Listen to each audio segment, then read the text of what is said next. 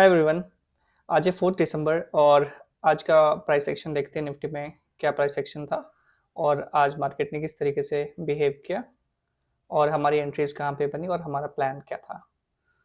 So as we can see on the chart, हम Nifty higher highs बनाता हुआ ऊपर की तरफ आ रहा है और सस्टेन कर रहा था। सो यूजुअली मैं लिक्विडिटी ट्रेड करता हूँ, एज चैनल का नेम भी है लिक्विडिटी ट्रेडर। तो मैं हमेशा लिक्विडिटी की तरफ ट्रेड करता हूँ, जहाँ पे लिक्विडिटी होती है वहाँ पे मेरी एंट्रीज होती है। आप इसको स्टॉप लॉस हंट भी बोल सकते हैं कि जहाँ पे लोगों का स्टॉप्स होता है वहाँ मेरी एंट्रीज होती है। तो कल के जो स्विंग लोज थे वो मैंने मार्क कर रखे थे सुबह ही, और यहाँ पे मेरी एंट्री प्लान थी। बट जैसा देख सकते हैं कि मार्केट यहाँ पे एक flat to little flat flattish opening हुई और मार्केट यहाँ पे कंटिन्यूस ऊपर की तरफ मूव करता गया। छोटे टाइम फ्रेम पे हम देखते हैं कि एग्जैक्टली क्या होता है। ये एरिया जहाँ पे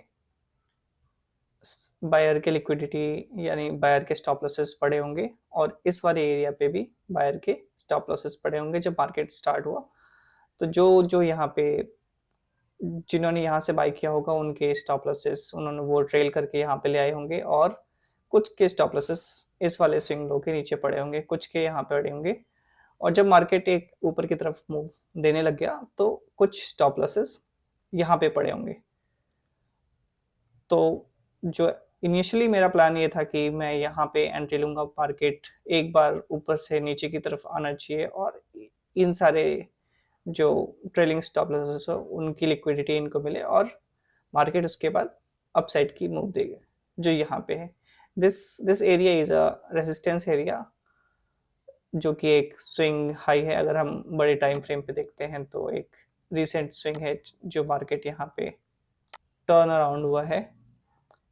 ये एक स्विंग हाई है और एक ये स्विंग हाई है, और मैं एक्सपेक्ट कर रहा था कि मार्केट यहाँ पे लिक्विडिटी लेने के बाद मार्केट यहाँ पे एक रेसिस्टेंस ले सकता है। तो एक अच्छा सा ट्रेड यहाँ से लेके यहाँ तक का हम प्लान कर सकते थे। Okay, let's move to the small time frame. अब स्मॉल टाइम फ्रेम पे देखते हैं, मार्केट खुला और उसके बाद हमें स्ट्रेंथ दिखी और मार्केट ऊपर की तरफ वन टाइम फ्रेमिंग हो गया। वन टाइम फ्रेमिंग मतलब एक भी लो जो नेक्स्ट कैंडल है वो प्रीवियस कैंडल का लो अगर ब्रेक नहीं करता है तो उसको वन टाइम फ्रेमिंग बोलते हैं। और उसके बाद यहाँ पे मार्केट ने थोड़ा सा पॉज लिया इस रेसिस्टेंस जोन के पास जाने के बाद, और मार्केट यहाँ पे धीरे धीरे एक जो मिड आवर्स होते हैं वहाँ पे ये टाइम स्पेंड करने लगा।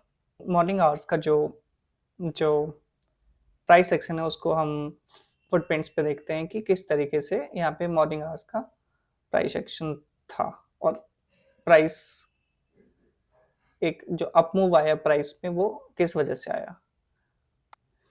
तो जो फुटप्रिंट्स होता है वो केवल फ्यूचर्स पे हमें दिखता है, किसी भी या तो हमें इक्विटी में दिखेगा किसी भी स्टॉक्स में, क्योंकि वहाँ पे हमें वॉल्यूम होता है। बट हमारे निफ्टी जो स्पॉट्स होते हैं वहाँ पे हमारे पास वॉल्यूम नहीं होता, जिसकी वजह से हमें यहाँ पे ट्रांजेक्शन्स नहीं दिखते हैं कि बायर और सेलर का ट्रांजेक्शन क्या था।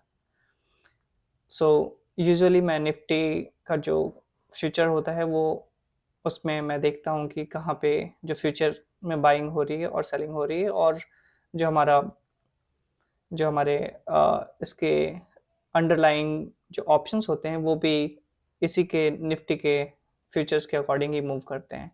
तो ये हमारी 9:15 की ये हमारी ओपनिंग कैंडल है, और यहाँ पे हम देख सकते हैं जो लेफ्ट साइड है वो हमारे सेलर्स हैं, ये जो मल्टीप्लाई के लेफ्ट साइड हैं वो हमारे सेलर्स हैं, और राइट साइड में हमारे बायर्स हैं। ये सारे एग्रेसिव बायर्स और सेलर्स हैं।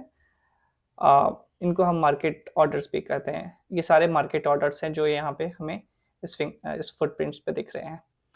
तो मार्केट जैसे ही ओपन होता है और हम देखते हैं कि यहाँ पे सेलर्स ने ट्राई किया है, बट वहाँ पे ये ऑब्जॉर्व हो गए हैं कोई बायर जो पैसिव बायर होगा यानी लिमिट बायर, उन्होंने इस मार्केट ऑर्डर को एक्सेप्ट कर लिया और मार्केट नीचे की तरफ नहीं आने की वजह से मार्केट बजाय मार्केट ऊपर की तरफ जाने लगा।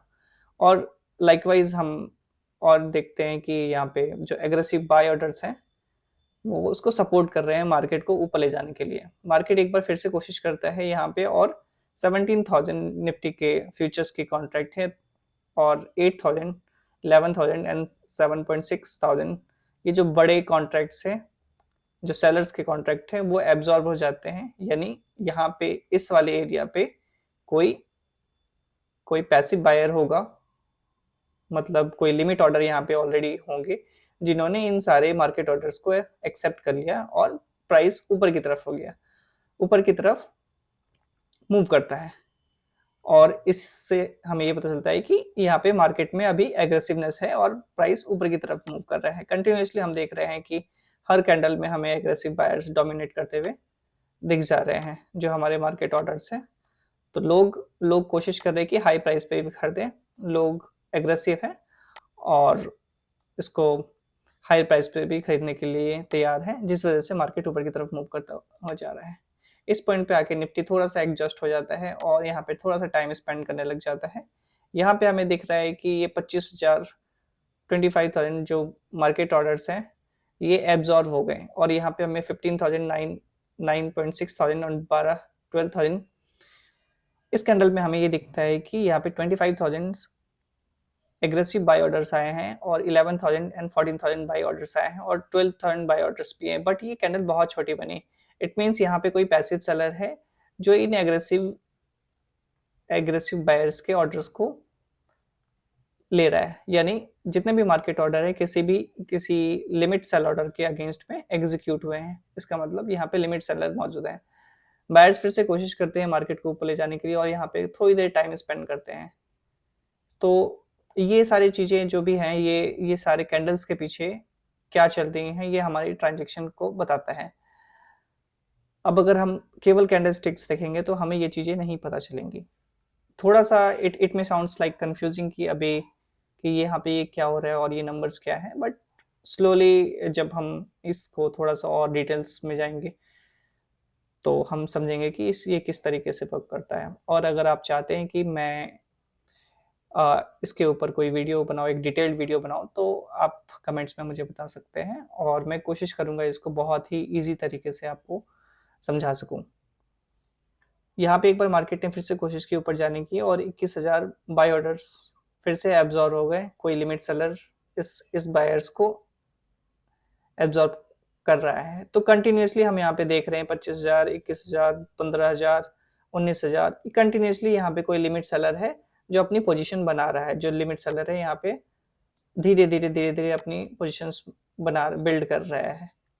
ठीक है, अब हम कैंडलस्टिक चार्ट पे आते हैं और देखते हैं कि एग्जैक्टली इस एरिया में ये जो 9:35 के बाद ये मार्केट किस तरीके से साइडवेज हो गया और इसके पीछे का रीजन क्या था।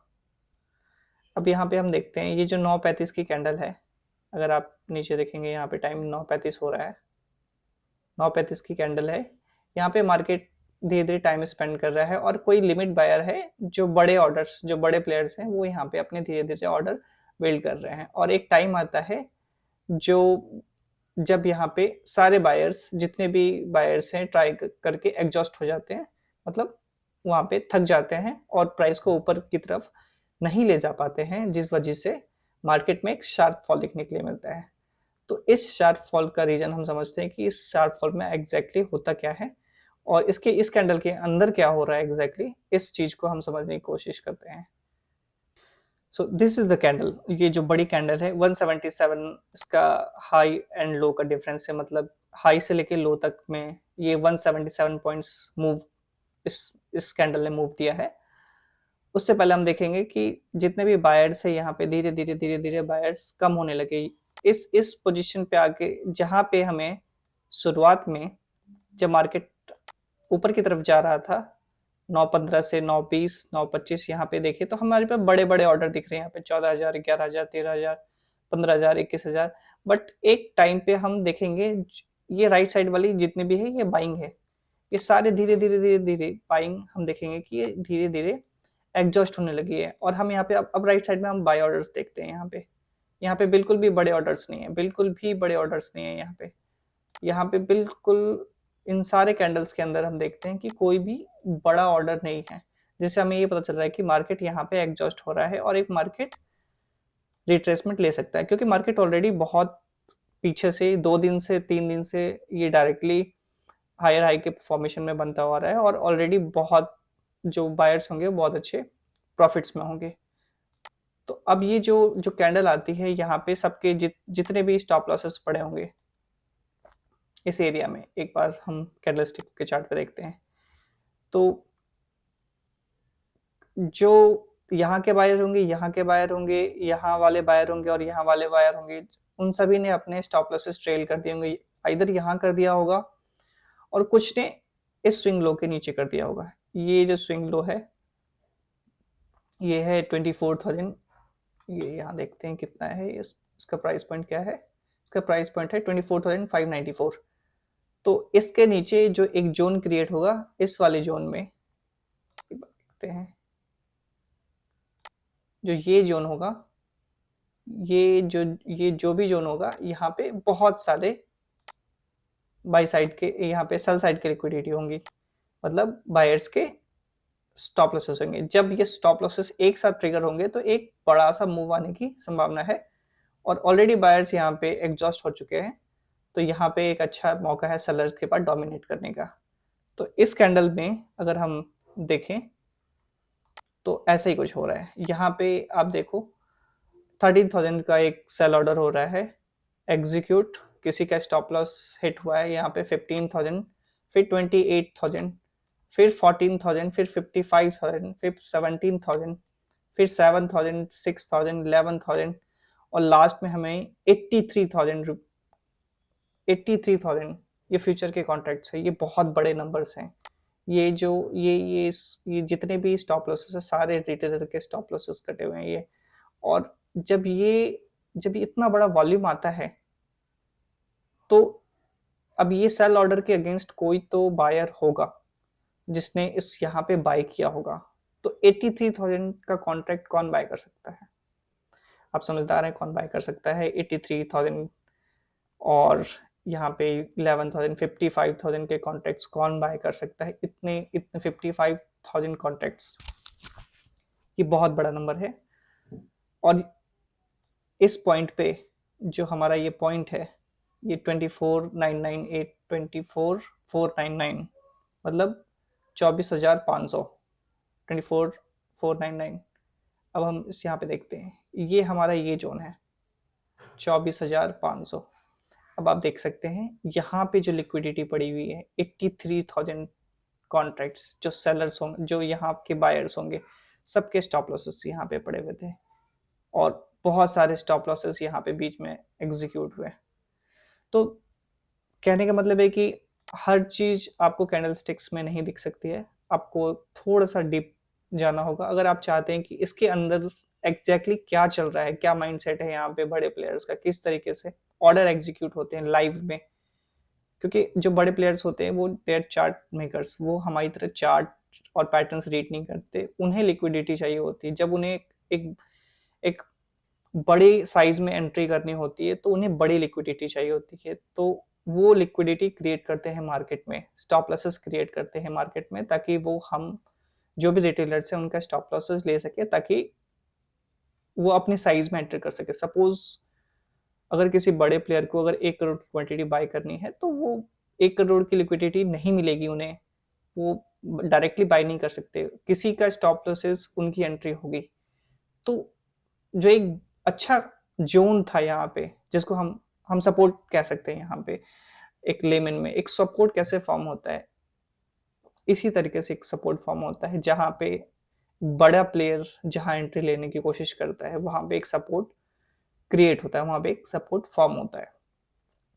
तो ये जो जोन है ये सपोर्ट की तरह वर्क करेगा, क्योंकि यहाँ पे बहुत सारे लिक्विडिटी पड़ी हुई है और कोई भी बड़ा प्लेयर जब यहाँ पे एंट्री करने की कोशिश करेगा तो this is the best place to enter. अब ये जो लाइन आ रही है this is a 200 EMA line, तो किसी भी टाइम फ्रेम पे 200 EMA line is a good candidate of a like it's a dynamic support, एक डायनेमिक सपोर्ट होता है। तो 200 EMA is a good good support. तो हम देखते हैं कि यहाँ पे एग्जैक्टली इस लेवल पे, ये 200 एमआ के लेवल पे क्या क्या एक्टिविटी हो रही है इतने बड़े कैंडल के बाद। यूजुअली इतने बड़े कैंडल के बाद लोग ये सोचते हैं कि फॉलो थ्रू आएगा, आना भी चाहिए। अगर लिक्विडिटी नहीं मिलती है बड़े प्लेयर्स को, अगर उन्हें अगर जिस साइज में एंट्री करनी है वो फिर भी एंट्री नहीं कर पा रहे हैं, सपोज उन्हें 50 लाख क्वांटिटी में एंट्री करनी है और उन्हें 20,000 ही या फिर 20 लाख ही पोजीशंस मिले, तो वो प्राइस तब तक मूव करेगा जब तक उनकी सारे ऑर्डर्स फिल ना हो जाए। तो इस प्राइस पे हम ऑलरेडी इस कैंडल में हमें ये पता चलता है कि यहाँ पे बहुत सारे जो सेल ऑर्डर्स एग्जीक्यूट हुए हैं, तो दैट वाज एनफ, वो एनफ है कि वहाँ पे पैसिव बायर्स को जो बड़े इंस्टीट्यूशनल प्लेयर थे उन्हें एक अच्छी लिक्विडिटी मिल गई। तो हम देखते हैं इस कैंडल के अंदर क्या हुआ एग्जैक्टली इस पॉइंट पे। हम फुटप्रिंट चार्ट पे इस चीज़ को वेरीफाई करते हैं कि किस तरीके से यहाँ पे प्राइस ने रिएक्ट किया और यहाँ से एक रिवर्सल क्यों आया। तो हम फुटप्रिंट चार्ट की तरफ चलते हैं। तो इस पॉइंट पे हम एक बार देख सकते हैं कि जो इस पॉइंट पे है 83,000 कॉन्ट्रैक्ट्स, या फिर आप कह लो कि ये 83,000 क्वांटिटी निफ्टी की यहाँ पे एग्जीक्यूट हुई। जो भी रिटेलर्स रहे होंगे या फिर जो भी अदर पार्टिसिपेंट्स रहे होंगे उनके यहाँ पे सेल ऑर्डर यानी स्टॉप लॉसेस हिट हुए। और यहाँ पे जब ये स्टॉप लॉसेस हिट हुए, इसका मतलब यहाँ पे कोई पैसिव बायर, मतलब एक लिमिट बायर यहाँ पे, जिन्होंने लिमिट प्राइस में अपने बाय ऑर्डर्स लगा रखे होंगे। यूजुअली लिमिट प्राइस वाले जो बड़े क्वांटिटी में जो ट्रेड करते हैं वो इंस्टीट्यूशनल्स और बड़े प्लेयर्स होते हैं। इस पॉइंट पे आप अगर देखें तो 39,000 अगेन एग्जीक्यूट होता है, 39,000, 10,000, 14,000, 22,000, बैक टू बैक 37,000। और इस पॉइंट पे आके आप देखो तो यहाँ पे धीरे धीरे यहाँ पे आपको जीरोस दिखते जा रहे हैं। इनको एग्जॉशन बोला जाता है, सेलर का एग्जॉशन। एक ऐसा पॉइंट जहाँ पे सेलिंग खत्म होने लग गई। नेक्स्ट कैंडल में हम देखते हैं क्या हुआ। एक बार प्राइस यहाँ पे ओपन होता है और प्राइस एक बार नीचे की तरफ आता है और फिर से एक सेल ऑर्डर। अब ये जो सेल ऑर्डर होंगे वो सेल ऑर्डर प्रोबेबली वो लोग होते हैं यूजुअली जो लोग ये सोचते हैं कि बड़े कैंडल के बाद एक फॉलो थ्रू आएगा कि मार्केट और नीचे की तरफ जाएगा। तो यहाँ पे लोगों ने एग्रेसिव सेलिंग स्टार्ट करनी। ये 11,000, 14,000, फिर से 11,000। यहाँ पे अगर हम देखें तो इस कैंडल के अंदर इस प्राइस पॉइंट पे जो 24,483, इस जोन में एक बार सेलिंग स्टार्ट की। और यहाँ पे हमें ये 3 जीरोज बैक टू बैक दिख रहे हैं। यहाँ पे सेलर्स ने बहुत कोशिश की प्राइस को नीचे ले जाने की, बट इस लो के नीचे नहीं क्लोज कर पाए और यहाँ पे एग्जॉस्ट हो गए। यहाँ पे एक इम्बैलेंस छोड़ दिया, यहाँ पे सेलर का इम्बैलेंस। सेलर्स तो बहुत एग्रेसिव थे यहाँ पे। ये भी आगे जब मैं वीडियोस बनाऊंगा तो मैं इम्बैलेंसेस क्या होते हैं और एग्जॉशन क्या होता है, एब्जॉर्प्शन क्या होता है, तो मैं कोशिश करूंगा इन चीज़ों के बारे में कवर करूं, ताकि जब फुटप्रिंट्स देखें तो जो भी चीज़ें अगर मैं बोलूं तो वो चीज़ें समझ में आए कि एग्जैक्टली मैं क्या बोलना चाह रहा हूँ। देखिए, ट्रेडिंग को हम कैंडल स्टिक्स के थ्रू कर सकते हैं, बिल्कुल कर सकते हैं, बट ट्रेडिंग में एग्जैक्टली अगर आपको समझना है कि ट्रेडिंग अगर हो क्यों रही है, हमें एंट्री वहाँ करनी है जहाँ पे प्रोबेबिलिटी ज़्यादा हो कि जहाँ से मार्केट रिवर्स हो सकता है। दो तरह के ट्रेडर्स होते हैं, एक ट्रेंड फॉलोइंग होते हैं और एक रिवर्सल ट्रेडर्स होते हैं। मैं यूजुअली रिवर्सल ट्रेड्स करता हूँ, वहाँ पे चांसेस होते हैं बड़े मूव्स को कैप्चर करने के लिए। और इस तरीके का मूव्स आप जब कैप्चर करना चाहते हो तो आपके पास एक एज होना चाहिए। आप केवल कैंडल स्टिक बनने का इंतजार नहीं कर सकते। अगर आप बनने की इंतजार करोगे तो यहाँ से लेके यहाँ तक आपका स्टॉप लॉसेस, आप इतना बड़ा स्टॉप लॉसेस नहीं ले सकते, आप छोटा स्टॉप लॉस लोगे। और मार्केट आपने देखा होगा यूजुअली ऐसा होता है कि मार्केट पहले आपका स्टॉप लॉसेस लेगा और फिर आपके ही डायरेक्शन में जाएगा। तो उस चीज़ से बचने के लिए फुटप्रिंट्स एक अच्छा टूल है, जहाँ पे ये कोई इंडिकेटर नहीं है। मैं पहले एक चीज़ कंफर्म करना चाहता लोगों को, दिस इज़ अ टूल और this is a live order, ये सारे जितने ऑर्डर्स हैं ये सारे लाइव ऑर्डर्स हैं। तो लाइव मार्केट में ऑर्डर एग्जीक्यूशन अगर आपको कैंडल के अंदर दिख रहा है तो आपको समझ में आएगा कि किस प्राइस पॉइंट पे बाइंग हो रही है और एग्जैक्टली कहाँ पे सेलिंग हो रही है। अब लोग यूजुअली रिएक्ट तब करेंगे जब ये हैमर बन जाएगा। लोगों का हैमर दिखता है, हैमर के पीछे क्या हो रहा है, लोगों को लग रहा है यहाँ पे बायर है, बिल्कुल बायर है यहाँ पे, तभी ये प्राइस को ऊपर की तरफ मूव किया। लेकिन इसको जस्टिफाई कैसे किया? इसको जस्टिफाई इट्स फुटप्रिंट्स के थ्रू किया जा सकता है। जब आप फुटप्रिंट का डेटा पढ़ना समझो। फुटप्रिंट टफ नहीं है, ये काफ़ी लोगों को लग सकता है कि क्या ये नंबर्स और ये है, ये काफ़ी टफ होगा। इसको सीखना बहुत आसान है, थोड़ी सी प्रैक्टिस की रिक्वायरमेंट होती है और फिर आप जब सीख जाते हैं तो धीरे धीरे आप एक एज क्रिएट कर सकते हैं। और फुटप्रिंट्स की भी बहुत सारी स्ट्रेटजीज होती हैं। आपकी नॉर्मल स्ट्रेटजीज में ही फुटप्रिंट अगर आपको डेटा मिल जाए कि कहाँ पे बाइंग हो रही है और कहाँ पे सेलिंग हो रही है तो आप ट्रैप नहीं होंगे वहाँ पे। देखिए अगेन, मार्केट में कुछ भी हो सकता है, कोई भी ट्रेड सही हो सकता है और कोई भी ट्रेड गलत हो सकता है, बट प्रोबेबिलिटी वाइज आपके पास एक एज होगा कि आप most of the time trap नहीं होंगे। तो यहाँ पे हमने ऑलरेडी एंट्रीज प्लान की थी इस वाली जोन पे। तो जब यहाँ पे एक विक बनता है और विक में हमें दिखता है कि सेलर्स, बहुत सारे सेलर्स एग्जीक्यूट हुए हैं यहाँ पे, और यहाँ पे बड़ा प्लेयर ने अपनी, जो भी बड़ा प्लेयर है वहाँ पे इस वाले प्राइस पॉइंट पे, इन सारे प्राइस पॉइंट पे एंट्री बनाई है, तो हमारी जो एंट्री वैलिड है यहाँ पे इस जोन पे। तो मैं यहाँ पे एक एंट्री करता हूँ। मार्केट ऊपर की तरफ जाता है। अब इसके सपोर्ट में अगर देखें तो यहाँ पे बायर्स ऐड होने लग गए। आपने पहले देखा होगा कि यहाँ पे कोई भी बड़ा बाय ऑर्डर नहीं आ रहा। 2000, 1000, ये 275, ये बहुत ही मिनिमम बाय ऑर्डर है। ये एग्रेसिव बाइंग नहीं है, जो इस बाइंग में इतनी स्ट्रेंथ नहीं है कि मार्केट को और ऊपर ले आ सके, जिसकी वजह से मार्केट यहाँ पे एक शार्प फॉल दिखता है। अब इस प्राइस पॉइंट पे हम देखते हैं कि यहाँ पे बाइंग ऑर्डर आई, तो इस प्राइस पॉइंट पर हम 18,000 की बाइंग ऑर्डर देखते हैं, 7,000, 13,000, 11,000, 16,000, 8,000 अगेन यहाँ पे हमें बाइंग दिखी। यहाँ पे सेलर्स ने फिर से कोशिश की, बट सेलर्स यहाँ पे इतने ज़्यादा कॉन्फिडेंट नहीं नज़र आ रहे हैं। यहाँ पे 12,000 का यहाँ पे एक बार सेल की कोशिश की, बट प्राइस ऊपर की तरफ गया। अब जो लोग यहाँ पे सेल पोजीशन बनाए होंगे, उन्होंने स्टॉप लॉस कहीं इस कैंडल के ऊपर रखा होगा, थोड़ा सा और ऊपर रखा होगा। तो यहाँ पे हम देख सकते हैं जब ये सेलर का स्टॉप लॉस एग्जीक्यूट हुआ तो वो एक नेट बायर बन गए, जो हमें एक बड़ा ऑर्डर यहाँ पे देखने को मिल रहा है, 33,000 बाय ऑर्डर और 24।